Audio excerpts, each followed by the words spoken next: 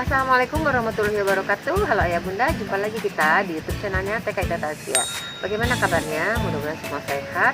Semua tetap mematuhi protokol kesehatan COVID-19, memakai masker, mencuci tangan, menjaga jarak dan minum vitamin serta berolahraga supaya kita terhindar dari virus-virus yang membahayakan. Oke ya bunda, di perjumpaan kita kali ini saya ada sesuatu yang berbeda. Kalau biasanya kita men-share kegiatan anak-anak BDR ataupun kompetisi, hari ini saya ingin sharing, ingin juga berbagi dengan ayah bunda di rumah tentang bagaimana cara menjadi ayah dan bunda guru yang hebat untuk anak-anak, terutama untuk anak-anak usia dini.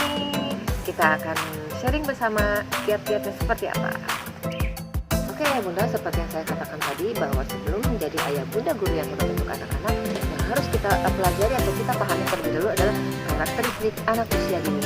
Ada 15 karakteristik anak usia dini. Yang pertama, dia memiliki rasa ingin tahu yang besar. Coba lihat, kalau ayah bunda melakukan apa, ayah bunda punya apa, pasti dikepoin sama anak-anak. Yang kedua, anak itu memiliki pribadi yang unik. Artinya setiap anak berbeda-beda. Ada yang rambutnya keriting, ada yang rambutnya lurus, kemudian juga ada yang belajarnya dengan cara mendengarkan, atau dengan cara melihat, atau juga dengan cara bergerak, dan lain-lain. Kemudian juga dengan bakat dan minat masing-masing. Kemudian yang ketiga, anak itu berpikir konkret. Artinya ketika kita melakukan sesuatu, mereka pelajaran sesuatu, itu harus ada bendanya. Seperti ketika mengajarkan kalistung.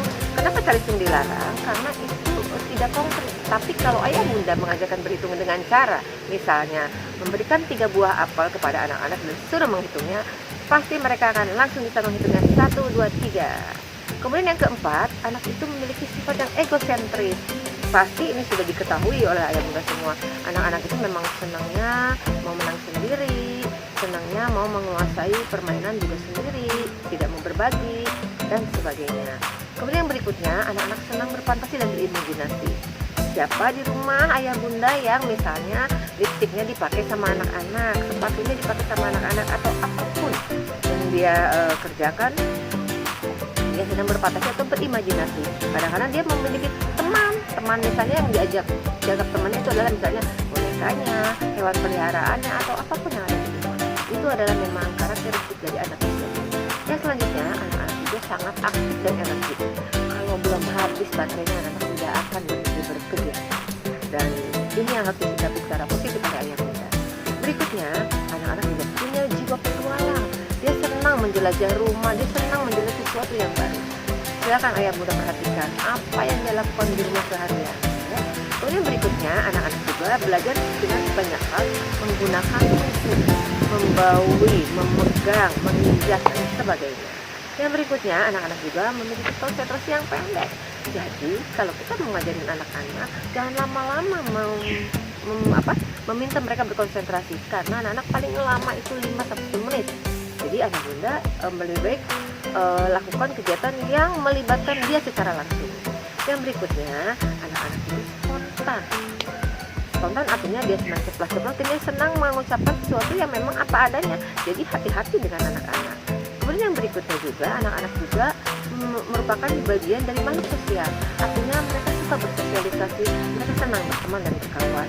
Makanya dalam situasi sekarang, anak-anak sedih sekali tidak bisa bersekolah karena tidak bisa ketemu dengan teman-teman. Yang berikutnya, anak-anak juga memiliki semangat belajar yang tinggi. Kalau dia lagi senang main balok, dia akan terus main balok seharian. Kalau dia senang mewarnai, dia akan terus mewarnai seharian. Dan yang berikutnya, anak-anak juga memiliki kurang pertimbangan. Artinya, anak-anak sering tidak tahu bahaya. Misalnya, manjat-manjat, pegang gunting, pegang pisau. Oleh sebab itulah, peran ayah bunda sangat dibutuhkan untuk mendampingi anak-anak. Yang berikutnya, masa anak usia dini adalah masa belajar yang paling potensial, karena disitulah masa golden age.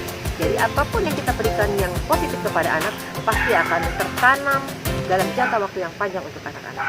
Dan yang terakhir, anak-anak juga mudah sekali frustasi. Artinya kalau dia mengerjakan sesuatu tidak bisa, dia akan cepat menyerah, dia akan marah, dan dia akan tidak mau mengerjakan itu lagi. Dan tugas ayah bunda untuk memotivasinya. Itulah 15 karakteristik anak usia dini yang harus kita pahami terlebih dahulu sebelum kita menjadi ayah bunda guru yang hebat untuk anak-anak. Saya share kepada ayah bunda adalah setelah kita memahami tadi karakteristik anak usia dini yang 15 tadi, yang harus dipahami berikutnya adalah apa sih yang perlu distimulus dari anak-anak usia dini, apa sih yang dibutuhkan untuk perkembangan anak usia dini sehingga dia bisa tumbuh kembang secara optimal. Oke, saya akan berbagi yang selanjutnya, yaitu 6 aspek bidang pengembangan untuk anak usia dini. Ayah bunda, 6 aspek bidang perkembangan anak usia dini. Yang pertama adalah nilai agama moralnya. Artinya kita harus kembangkan nilai agama moral anak-anak itu, percaya kepada Tuhan yang Maha Kuasa, melakukan ibadah sesuai dengan agamanya, kemudian juga menyayangi ciptaannya dan lain-lain. Yang kedua, anak-anak juga kita stimulus di dalam sosial emosionalnya. Anak-anak belajar mandiri, belajar berempati, bersimpati, kemudian juga bersemangat dan mau berbagi dan sebagainya. Yang ketiga, anak-anak kita stimulus juga dari bahasanya. Bagaimana anak-anak kita latih untuk bisa mendengarkan, untuk bisa mengulangi, mengucapkan, dan juga bisa menyampaikan apa yang dia inginkan atau apa yang dia maksudkan. Yang keempat, anak-anak juga kita stimulus bagaimana cara dia berpikirnya, cara dia bernalarnya melalui pengembangan kognitif. Yang kelima adalah fisik motorik yang harus kita kembangkan dari anak-anak. Anak-anak harus tumbuh kembang dengan kemampuan fisiknya. Dia harus bisa berlari, dia bisa berjingkit, dia harus bisa memanjat dan sebagainya.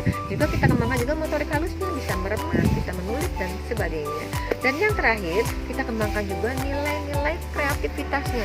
Anak-anak kita latih untuk bisa berkreativitas dan juga anak-anak kita latih untuk bisa berinovasi. Nah, itulah 6 aspek perkembangan yang harus kita stimulus dengan cara optimal supaya anak-anak bisa tumbuh kembang secara optimal juga. Nah, setelah tadi ayah bunda paham dengan karakteristik anak usia dini, kemudian juga aspek perkembangan apa yang harus distimulus, yang berikutnya adalah ketika kita memulai proses pembelajaran, proses kita lakukan adalah kita melakukan proses saintifik. Ada 5 proses yang harus kita lewati. Yang pertama, mengamati. Artinya ketika ayah bunda mau mengajarkan anak-anak, misalnya apa nih, hari ini kita mau ngajarin anak masak makanan kesukaan, yuk kita masak makanan kesukaan, misalnya bikin puding, ya. Di situ silakan ayah bunda display apa saja yang dibutuhkan untuk membuat puding dan biarkan anak-anak mengamati. Ketika mengamati tadi, nanti anak-anak akan bertanya, ini apa, itu apa, ya. Nah, setelah itu anak-anak akan mengumpulkan informasi bahwa kalau membuat puding harus ada apa? Harus ada gula, harus ada agar-agar, harus ada air, harus ada sediakan kompor, susu dan sebagainya. Dan yang keempat ya, tiga ya tadi. Empat. Yang keempat, anak-anak biarkan menalar bagaimana puding itu bisa menjadi makanan yang terhidang dengan lezatnya melalui proses pembuatan puding tadi. Kemudian yang terakhir, anak-anak nanti bisa mengkomunikasikan, artinya anak-anak bisa menjelaskan bagaimana cara membuat puding yang enak. Itu adalah 5 proses saintifik yang harus dilewati oleh ayah bunda di dalam memberikan pembelajaran untuk anak-anak. Ayah bunda, demikianlah tadi kiat-kiat di dalam kita cara menjadi ayah bunda guru yang hebat di rumah. Bukan bermaksud mengajari, bukan bermaksud juga lebih pandai dari ayah bunda. Saya hanya berbagi apa yang saya tahu, mudah-mudahan bermanfaat, dan mohon maaf kalau ada hal-hal yang kurang berkenan atau ada yang salah, ya maaf ya ayah bunda. Ini kita hanya dalam proses pembelajaran bersama di dalam rangka belajar dari rumah bersama ayah bunda. Dan di video selanjutnya kita akan berbagi lagi hal-hal yang lain. Tunggu video selanjutnya ya, dan jangan lupa subscribe ya supaya kita lebih semangat lagi membuat video yang lebih bervariasi lagi. Terima kasih perhatiannya. Bila itu hidayah. Assalamualaikum warahmatullahi wabarakatuh.